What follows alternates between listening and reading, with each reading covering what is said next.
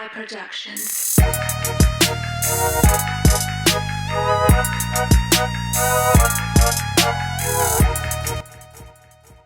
What's up, ladies and gentlemen? Welcome to another video with me, RI Productions. And today we're gonna do things a little bit differently. I'm actually gonna show you guys how I made my new single called Crooked Love. If you haven't listened to that song yet, I will provide the links below for Apple Music, for Spotify. It's actually also on my YouTube channel, the audio version.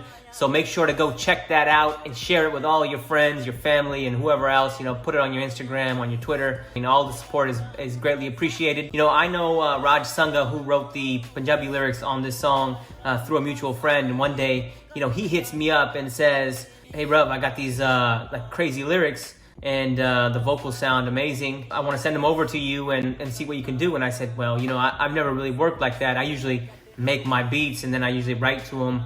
I rap to them and then that's how I record, but I've never built a beat around vocals. He sends me these vocals. It's, very organized. Like, this is the hook. This is verse 1, hook, verse 2, hook. I listened through it and I said, wow, this is incredible. So I dropped it into Reason and I just started building a beat around it. I started with the bass. After I heard it, I said, oh, this could be like a kind of a Carlos Santana, kind of the Maria, the thum, the thum, thum, thum, thum, thum, the thum, thum, thum. So I kind of built something like that around it, and I think it turned out incredible. I guess the main purpose of this video is, to show you guys my process. And I think that's important because a lot of people don't like to share their process or their knowledge, and they like to hold it in. They think it's like, oh, I don't want to tell anybody how I did something or how I accomplished something. And for me, I'm completely opposite. If I know how to do something, I love to spread the knowledge and inspire people to do whatever it is that they want to do. This video, I hope you guys find it interesting. I hope you find it, fun, and check it out. All right, I'm gonna try to keep this video short and sweet, but there's a lot of things to go through. So the first thing that I'm gonna show you guys is the vocals and how I edited those vocals. Here are the vocals right here, and I got them kind of, without any reverb, any effect on them. They were just kind of raw. So as you can see, really nice vocals, beautiful voice. And then I'll show you guys what I did to these to really bring the vocals out even more. So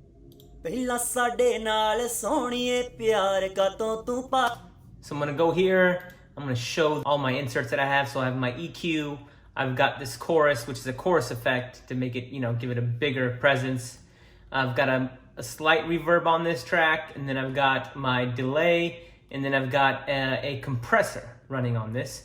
And then, like anything, the thing is that I listen to a lot of beat makers and producers. The one thing that a lot of people don't do is EQ every channel. I EQ everything. I EQ my snares, my cymbals, vocals, kicks, bass especially.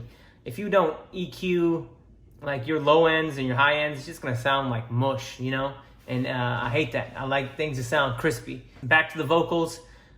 This is what the vocals sound like without any effect on them.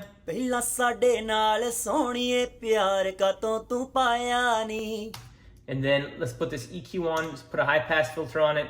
I set it to right here at 235 Hertz. So that means that it's cutting out every frequency below this. So if I turn this off, you see all this right here? This is mush. You don't want this. This is intended for like 808 bass drums and kicks. That's your bass. You don't want vocals to be down here. So I cut that out, and then I enhance this frequency here.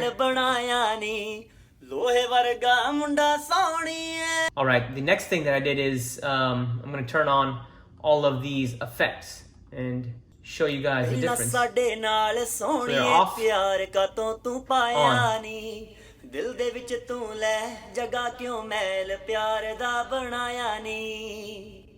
I'll turn them on.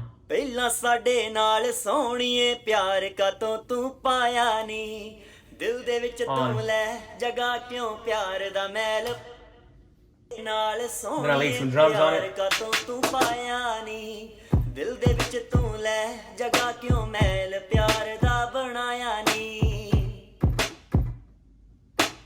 All right, here you can see that I have my drum channel and then I have my vocal, And then I also have these tambourines that are running. And if I play these tambourines by themselves, I can... And then if I play the 3 channels together...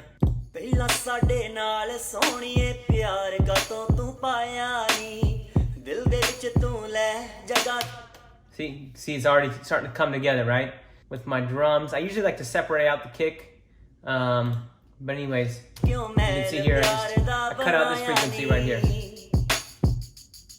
So with the kicks, you want, I'm at 53, so you don't want to take too much of them out either, because then your kick is just going to go away. So, 53.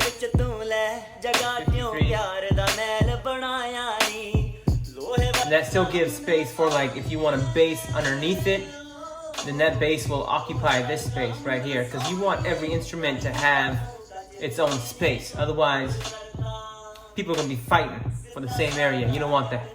Next thing I did was just lay the bass, upright bass. It's pizzicato, which means it's played short. So this is the line.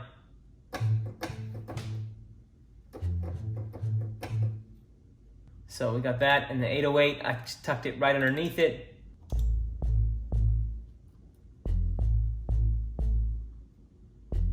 At first I had it just with this pizzicato playing, this bass. But I was like, that doesn't have enough low end, so I layered it with the 808 underneath. A nice clean sound. If I show you this 808, if I show you how I EQ'd it, you can see, I still did a high pass filter, I did a low pass filter, because I don't want, it's a bass, I don't want any of this stuff right here, I want it to be isolated to just this area. I threw in these ahs. Another one right here.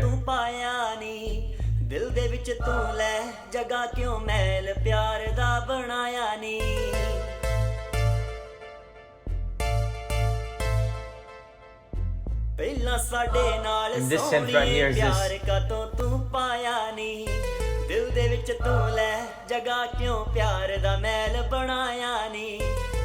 And then right before my verse comes in, where I rap, I wanted to kind of create a little bit of a climax. I inserted this upright and some pianos. And they're right here.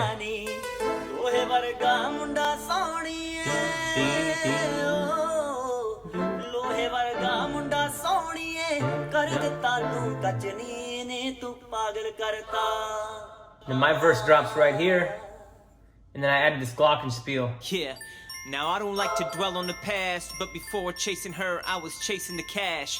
Everything was lined up, I bought it, I flown it. I was feeling like I could have it. And I changed the hi-hats and added a cymbal, which are right here. I can't believe I fell for her games. She pulled me in so close and just left.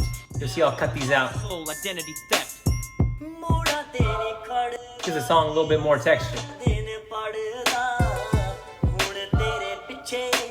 Alright, so that was kind of a high-level overview of how I made the song. I try to go through each channel and show you guys, my process and what I was thinking at the time. And, as you can tell, like, the song isn't, like, it's not crazy. Like, the beat's not crazy. Like, the beat sounds good, but it's not, like, a bunch of stuff going on. That's because, like, simplicity is key. And when I say simplicity, I'm not saying, like, a simple beat that shows, like, a lack of effort or a lack of talent. It's simple to the point that it's simple chords playing, but every sound is fine-tuned and it belongs, and that's what I try to do, and that's what I try to achieve. Other than that, I didn't go too much into detail about all the delays and all the effects that I use on each instrument, but I may save that for another video. I wanted to keep this video relatively short, not have it be 30 minutes long. But that's kind of the gist of it, and that's how I made the song. So I hope you guys enjoyed that. And if you haven't already, make sure to go download the song or put it on your playlist on all the streaming platforms, Spotify, Apple Music, JioSaavn, Amazon Music. The song is on all of the platforms, so make sure to go check it out. I will provide links below. With that, I think we got a video for this week. I'll see you guys next week. Peace.